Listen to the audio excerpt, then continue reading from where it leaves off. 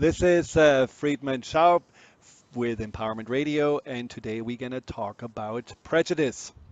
Now, somehow, for whatever reason, I believe that prejudice seems to really show its ugly head more and more in our country, but also all around the world. I mean, there is the Brexit. 5 times apparently since the Brexit has the incidence of racism increased in the UK. Mr. Trump has certainly used successfully prejudice and stereotyping to rally his supporters behind him. Then there, of course, are the religious fanatics that have been just more and more cruel and murderous in hunting down anyone who doesn't believe that what they are believing in. Homophobia and xenophobia are certainly also more and more a topic that is talked about and that people are dealing with. And then there is the prejudice towards age, towards gender. It seems to be that we are really exposed to a lot of the stereotyping, and in many ways we don't even notice it. Now, I know if I would ask you personally, are you prejudiced? You would probably say, no, no, no, I'm a tolerant, open-minded person. But let's be honest. Now, when you think about, for example, you're downtown, you're walking down the street, and an African American man is coming towards you, what do you feel?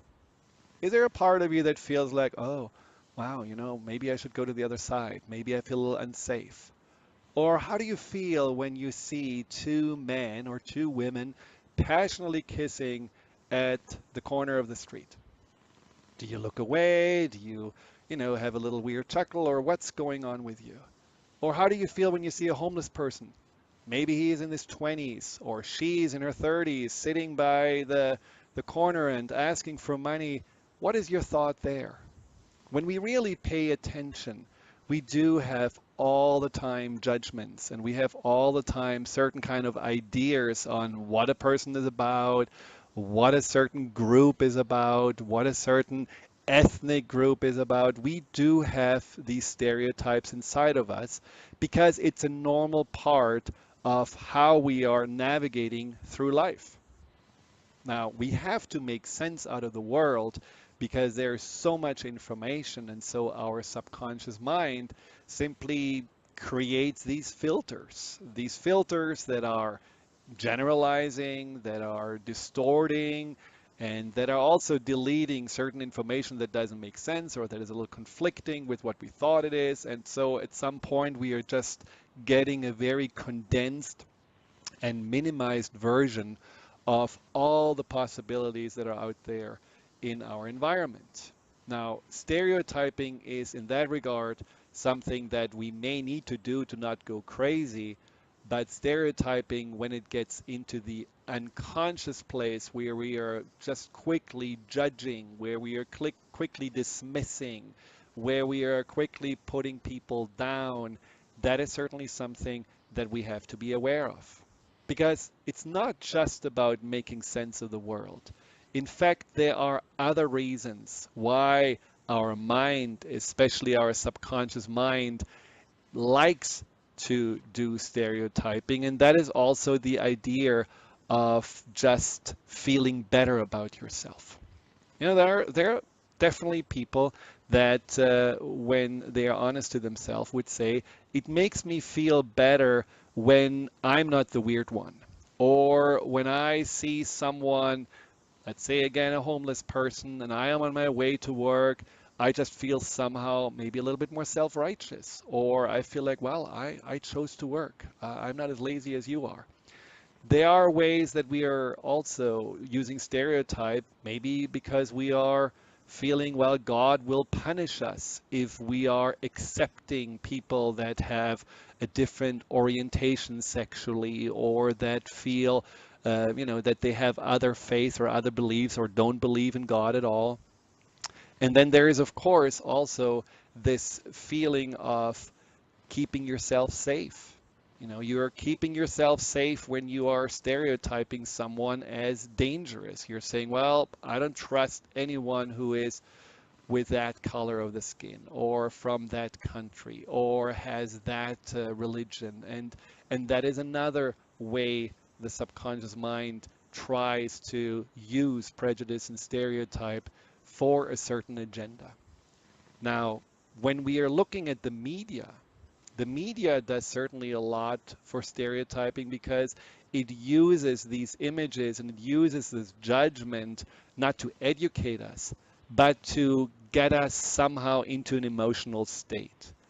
This form of stereotyping has been used very, very successfully to get people either have an emotion of excitement or of superiority or of anger or of fear. All of those things have been played very well into when the media was, bombarding us with those messages. I mean, when you look back at the James Bond movies, so first the villains were the Germans, and then there were the Russians, and then the Middle Eastern man. And of course, beer sells much better when it's served by women that have barely any clothes on. And, sitcoms as well. I mean, they heavily rely with their jokes on stereotyping. And what happens with the subconscious mind, it just takes it all in some ways it takes it as this is reality, this is how the world is, and it believes in it. And what the research has found is that unfortunately it becomes more and more something that the subconscious hold on to, and it becomes harder and harder to get beyond it. Even little subliminal messages. They have done studies where people that were older had to watch just harmless pictures. But in those harmless pictures, in between, were very quickly words put in like senile, loss of memory, loss of cognitive function, things like this that they couldn't really cognitively, consciously see, but subconsciously that was taken in. And so when they were later on asked to do a test, like a math test, the people that saw those words subliminally had a much, much lower score than the people who didn't have those words. So there is certainly also a way that we have to be aware of what are we watching and what are we actually exposing ourselves to, because it does sink into our perspective on the world. Now, another study which I thought was interesting showed that in communities where there was no TV and no internet, they had a less sex-typed perception in regards to gender differences. The kids didn't really grow up with the idea, well, girls are not as smart or not as brave, or girls are not as able to to handle little games in the trees and whatever. There was more inequality, which I found was fascinating because how fast does stereotyping start? How fast do we get already into a mindset that this is how the world is and don't keep an open mind? Now, what are the fallouts of stereotyping? What really happens when we do this more often? Is there something that we would say, well, so we just may see the world a little bit distorted, so what? But in fact, for all of us, the person who does stereotype and the person who is this target of stereotyping, there is a problem with it. There is a fallout with it. And that's something that I think maybe will interest you, because you will find out that there is something that you every day have been experiencing as a limiting factor in your life, and you didn't even realize that it was stereotyping. So, as an example, there was a group of people that studied little Asian kids. And when the little Asian kids were at the beginning doing a math test, they just scored, on average, it was all fine. And so after that, they were asked to draw little pictures and color little pictures of Asians, and maybe like a rice dish, and all the little stereotypes. And then they were asked to do a math test again, and then they scored better because the stereotype in their minds already was, well, we are Asian, so we are good in math. Somehow it motivated them to maybe be more focused or more concentrated on a subconscious level. And then they took the girls of that group and they were asked to just color little girl dresses or maybe play for a little bit with Barbies or something like that. And then they were asked to do another math test, and all of a sudden they scored much less, as if they had subconsciously in their mind that idea that, well, we are girls, so we are not good in math. So when you see how subtle and how fast we are responding to whatever we are expected to be, whatever the stereotype tells us we can or cannot do.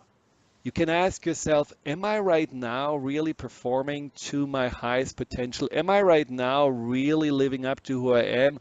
Or is there maybe an expectation, a stereotype holding me back?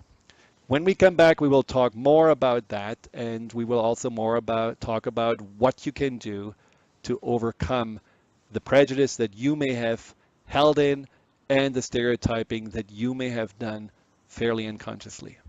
Welcome back to Empowerment Radio. I'm your host, Dr. Friedemann, and we are talking about the toxic temptation of prejudice. And before the break, we talked about how easy we can just fall into not only judging others, but also feeling judged and limited because of it.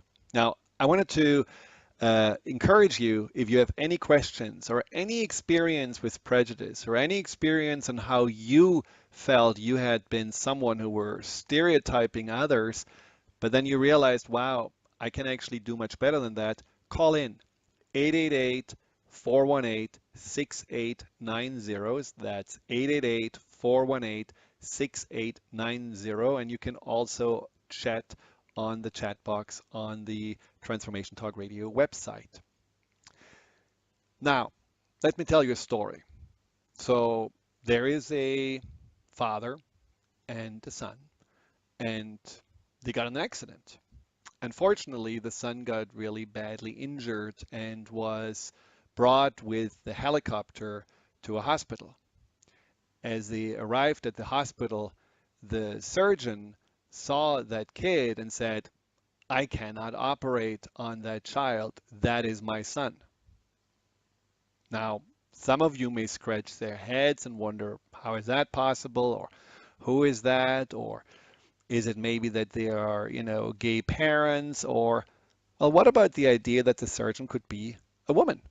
I mean, some of you may have right away guessed it, but I have to admit, when I was listening to that story the first time, I was not sure what to make out of it, and I certainly didn't think right away that the surgeon is a woman.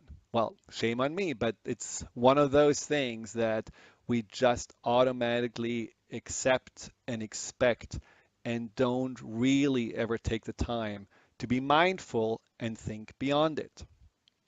Now, what is the fallout? Besides that, obviously on some level we are just simply wrong and we are not seeing the world as clear as it can be. Well, I think one of the fallouts of unconscious prejudice, I'm talking about the prejudice that we are just accepting, that we are just buying into, that gets us emotional and gets us, as I said before, maybe into that righteousness or in that fear or in that anger. The problem is that ultimately we are dehumanizing those people that we are judging as the ones who are having stereotypes and prejudice. We are not seeing those people as individuals. All we're seeing are these traits that are standing out, whether these are about race or also about gender.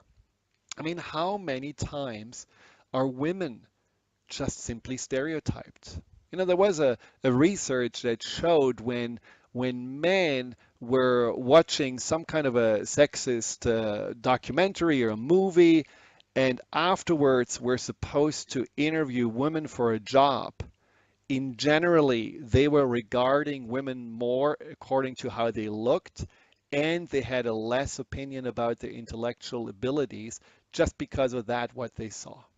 I mean, that's concerning. And that's something we have to be aware of, that this dehumanization and just limiting people to that small denominator that our stereotyping mind can understand is really doing injustice to most people, and certainly also, as we will talk in a minute about, is holding a lot of people back.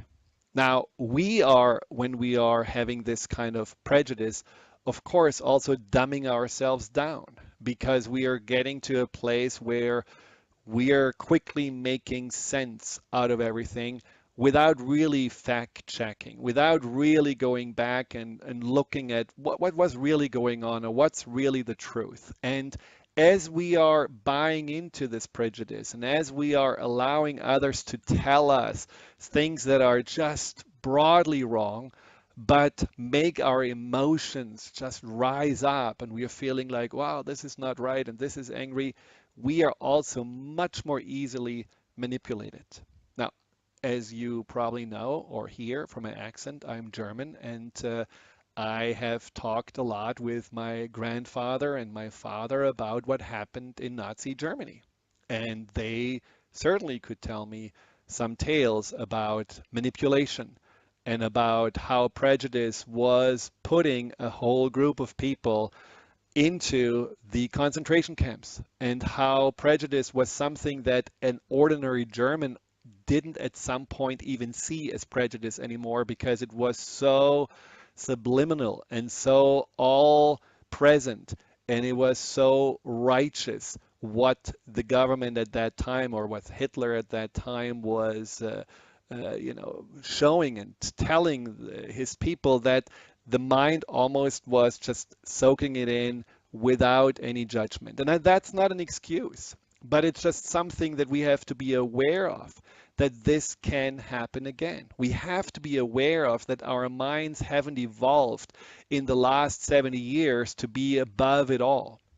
So we have a mind that is very easily latching on to strong emotions, strong judgments, and people that are saying, well, I know better and you are understood and I protect you. And we have to be aware that this is something that can happen and that is happening over and over again in other countries as well. And of course, on a smaller level, when you are living in prejudice and stereotyping, you're creating a wall. You're creating a wall even to your neighbors because you may see them as different. Well, they are looking different, they're believing different, they're eating different foods, they have a different accent. And in that moment, your neighbor is becoming some kind of an enemy or someone that you have to be wary about. And if you cannot meet your neighbor with an open heart and an open mind, somehow you will always feel alone. And if you're not willing to learn from those who are and believe differently than you, how can you ever grow? And if we cannot love the magnificent differences and uniquenesses of every being in the world, are we really fully living? We have to be mindful that we don't want to just live in a little shoebox and keep everything that is different outside or putting everything that is different into another box. If we really want to ultimately grow in this life, but also, as I certainly believe it is necessary at this day and age, if we want to resolve the problems, the pending issues, water shortage, energy shortage, pollution in the world, hunger, the inequality of distribution of finances, if these global problems that need to be resolved, if they can be resolved, they can only be resolved if we do this together. And they can only be resolved if we are putting aside these prejudices and are more open to learn and to be curious and to understand each other.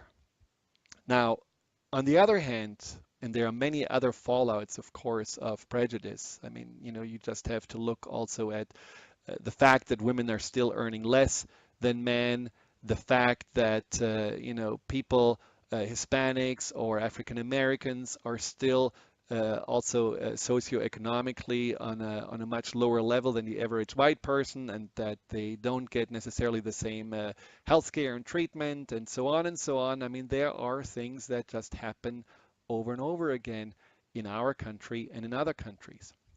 But the other fallout is for the people that are targeted by prejudice. And I think that's something to really also consider. And it talked about these Asian girls that just by being told Asians are good in math or Asians are, girls are not good in math, they are changing their expectations in themselves, and subconsciously they're also changing how they are applying themselves or how they are tapping into their potential. Now, other examples are, of course, when there was one research that I found really curious. When women feel objectified by men, they are automatically feeling less competent and feeling less confident about themselves. And in that study, women were asked to do math tests. I mean, somehow these researchers love math. Now, I would not be that great in that, but in any case, maybe that's a prejudice of myself. But when women were asked to do math tests, just, normal attire, normal business attire, they did well. When they were asked to do the tests wearing swimsuits, they did terrible because there was such a self-consciousness, there was such a sense of being objectified that their whole capabilities just decreased. Now, you can imagine how often this happens when you are out in the world and you're feeling that people already think less of you. You can imagine how many people are just by who they are, what they believe in, what their sexuality is, or maybe what their ethnic background is, how they already feel held in a vice of judgment and expectation of maybe underperform or be a certain way, that subconsciously they just do exactly that unless they are aware and unless they're willing to say, no, I am my own person and I don't buy into that way I am seen in that more distorted or generalized fashion. Now, when we come back, we're going to talk about what can we do? What can we personally do to not let prejudice become a bigger issue in our own minds? How can we be the people that make a change and are connecting more to the multifaceted of all of us and celebrating all our differences rather than diminishing us to certain stereotypes? Hold on tight, stay tuned. I will be right back. So the first step to overcoming prejudice is really just the willingness to say, I don't want to. It doesn't feel right. It doesn't feel good. It doesn't really help me. It just makes me somehow, feel more angry or frustrated. And we all know how anger, especially judgmental anger towards others, is the poison that we drink and hoping that someone else is dying from it. So just having the awareness, it doesn't feel good, I don't want it, let's do something else, that already can be quite effective. Now, another way is to also challenge your mind. Challenge your mind with two very conflicting thoughts. For example, you would say, I believe in social equality, but then you would say, I am judging my neighbor who is African American for leaving the trash out. And in that moment, you just feel like, okay, wait a second. I mean, how does that compute together that I have this judgment and all these follow-up thoughts just because of the trash, and at the same time, I'm believing in equality? So just being aware of sometimes that you can keep yourself in check and ask yourself, what are my core values? Do I really believe in? What is it what my heart is telling me? And what is what sometimes that little critic, that little judgmental mind is telling me? And just holding them against each other, and you will find that you're much more motivated to bring yourself back to that what feels right, what feels authentic, what you feel are really the values that you own, rather than getting lost in that temptation of judgment and righteousness. Now, another thing that I think we have to be more really adamant about is that topic that now somehow is, especially by the media and some politicians, completely poo-pooed and called as, well, this is fake, this is a weakness, and what I'm talking about is being PC, political correctness. Well, there is a reason why political correctness was even, you could call it invented. Because at some point there were some norms set that said it's not okay to use the N-word. It's not okay to, call women names. It's not okay to just treat people differently because of their color or, use just a derogative language. And that's all political correct because it is keeping us on in line. It keeps us somehow in a place where we're saying, well, we are not just falling into this idea of spouting out what we are thinking or what our anger wants to say or what we are really deep inside when we are having all this hate and judgment coming up. We are not letting that take over. We are not letting that run our lives and run how we are communicating and interacting with others. So let's stay political correct. Let's be aware of what is right and what is not right and what is good and what is simply, in many ways, childlike behavior. Because when you are just saying whatever you want to say and when you're just spouting out whatever your mind is telling you, even if it's hurtful to others, well, you're basically lowering yourself to the age of a 5-year-old, and you're not really the reasonable, mature adult. Now, the biggest change you can make is to put yourself into the shoes of the person that you're judging. I mean, if you would live one day in the shoes of a person who is living underneath a bridge for maybe 20 years because they never had a chance to really get beyond it. If you're putting yourself into the shoes of a woman who is trying to get a better job, but because she is 50 and because she is a woman, she always gets no for her applications. If you could put yourself into the shoes of a Muslim who right now in the country, just because of the look, just because of the beard, just because of the faith, is looked at as a terrorist. If you can feel for a moment how bad that must feel, then you can also let go a little bit of the prejudice and the stereotyping and maybe feel a little bit more empathy. Because the people that we judge usually go through hell. They usually go through something that we don't really want to experience. Now, I'm a white male. Maybe I'm German. There is some judgment, but in general, I don't really get that much of prejudice and judgment. And so I really have, especially to do a good job, to put myself into the minds of people and into the lives of people that have been judged and that have been put aside and that have been put into little boxes of, well, these are those, rather than really being open-minded and caring and empathetic.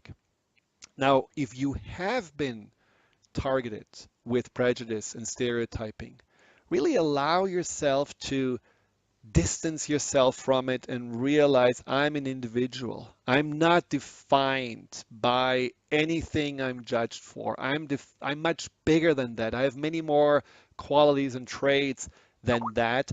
And allow yourself to really look for those. Look for those and highlight them. At the beginning of the show, Juanita talked about gratitude.